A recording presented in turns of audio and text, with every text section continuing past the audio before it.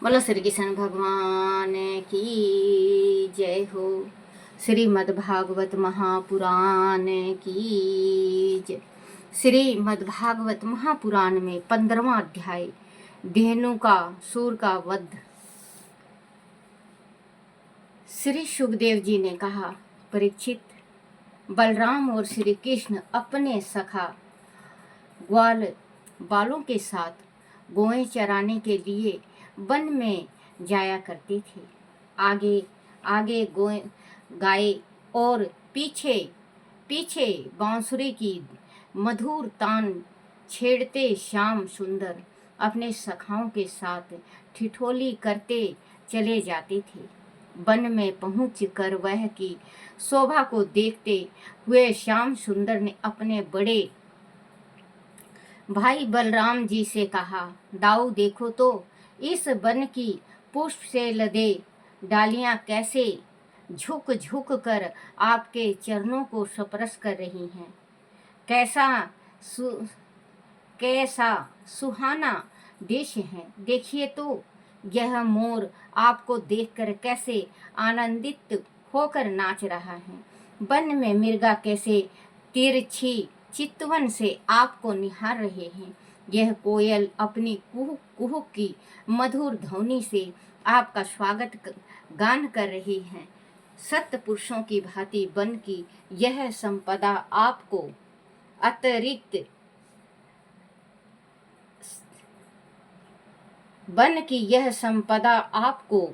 अतिथि समझकर समर्पित की जा रही है।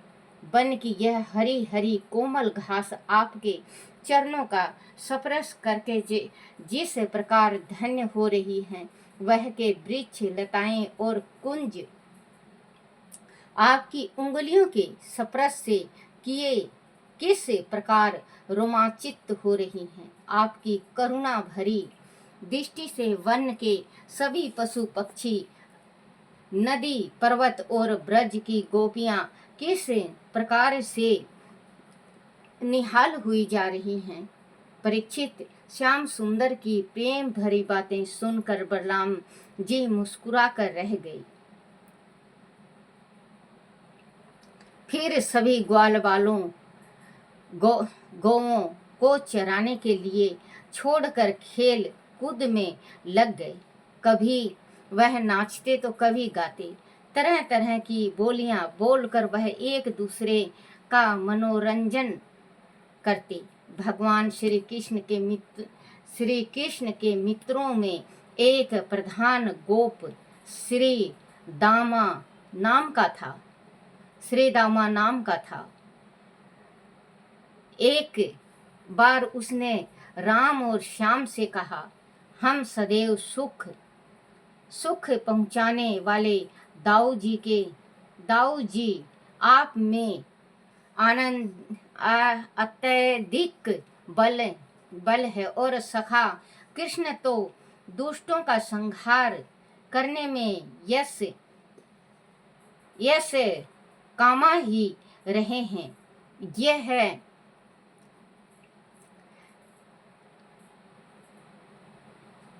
इनका स्वभाव बनता जा रहा है।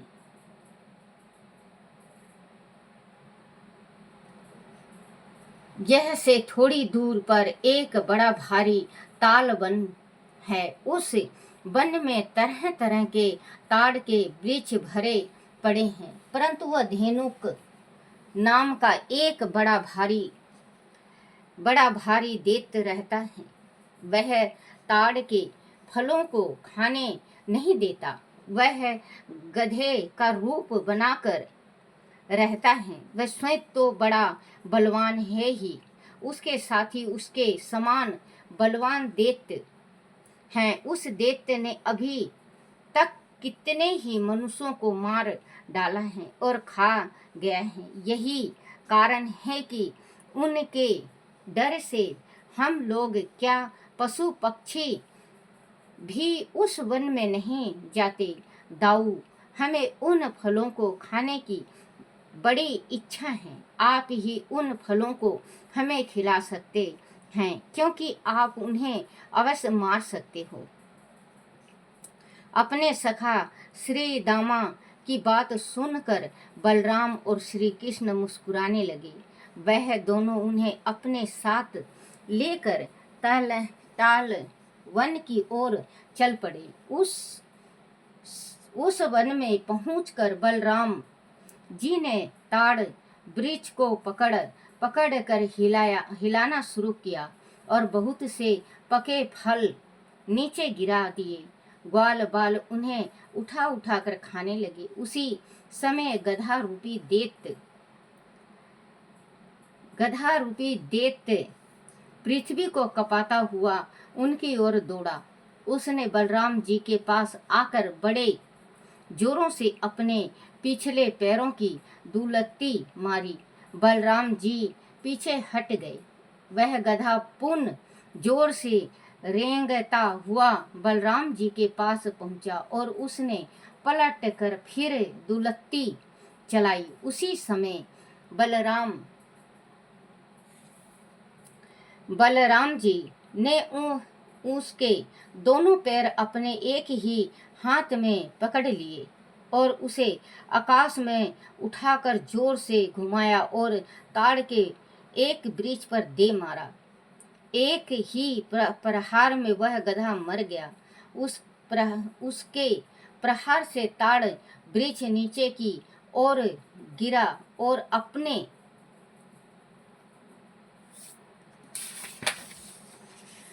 साथ अनेक ताड़ वृक्ष को नीचे गिराता चला गया।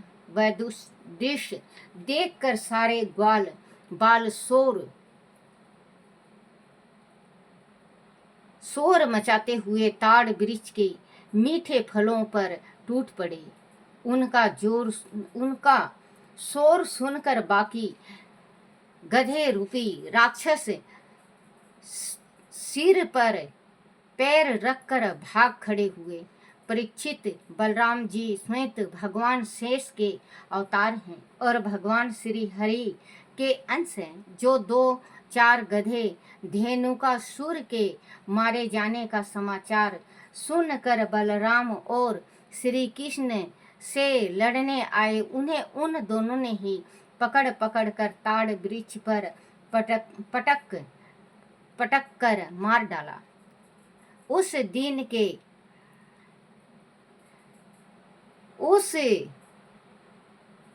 के बाद लोग निडर होकर उस ताड़ वन में आने लगे और मीठे फलों का स्वाद लेने लगे। राजन, इसके बाद वह सभी ब्रज में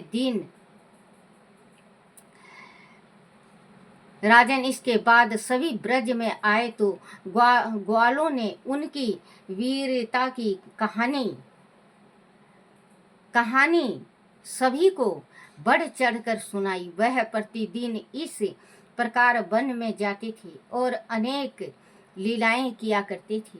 उनका प्रमुख लक्ष्य दुष्टों को मारना होता था। एक दिन वह यमुना तट पर गए। उस दिन बलराम जी उनके साथ नहीं थे। जेठ मास की दोपहरी थी और भयानक गर्मी से ग्वाल बाल पीड़ित हो रहे थे। प्यास से उनका कंठ सूख रहा था, इसीलिए उन्होंने यमुना का जल पी लिया। जिस स्थान से उन्होंने जल पिया था वह स्थान कालिया दल के नाम से प्रसिद्ध था। लोगों का कहना था कि उस स्थान पर यमुना के नीचे कालिया नाग नाम का एक महान विशेला नागराज रहता है। वह हर समय अपने फन से विष उगलता रहता है, जिसके कारण यमुना का जल दूषित हो गया था। होने की बात है कि वह ग्वाल बालों को उस दिन इस बात का ध्यान ही नहीं रहा। वह पानी पीते ही तट पर गिर पड़े और अचेत हो गए। जिन गौओं और बछड़ों ने वहां का जल पिया था वह भी अचेत होकर गिर पड़े। ऐसा दृश्य देखकर भगवान श्री कृष्ण तत्काल उनकी अचेत अवस्था का कारण जान गए। उन्होंने अपनी कृपा दृष्टि से उन्हें देखा और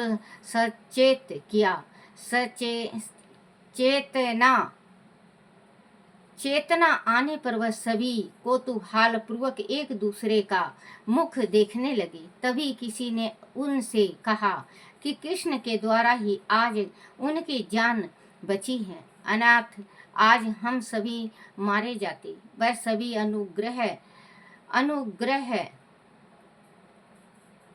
पूर्वक दृष्टि से श्री कृष्ण को देखते हुए अपने अपने घरों को चले गए। बोलो श्री कृष्ण भगवान की जय हो।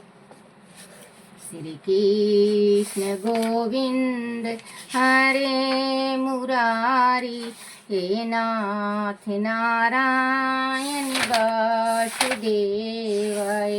हे नाथ नारायण वासुदेवाय, हे नाथ नारायण वासुदेवाय। श्री कृष्ण गोविंद हरे मुरारी, हे नाथ नारायण वासुदेवाय। बोलो श्री कृष्ण भगवान की जय हो। कमल नेत्र स्तोत्र। श्री कमल नेत्र कटि पीताम्बर अधर मुरली गिरधरम, मुकुट कुंडल करल कुटिया सांवरे राधेवन, कुल यमुना देनु आगे सकल गोपियों के मन हरम, पीत वस्त्र गरुड़ वाहन चरण सुख नित्य नागरम, करत केल कलोल निसदिन कुंज भवन उजागरम, अजर अमर अडोल निश्चल पुरषतम अपरापरम, दीननाथ दयालु गिरधर कंस हिरणाकंसरम,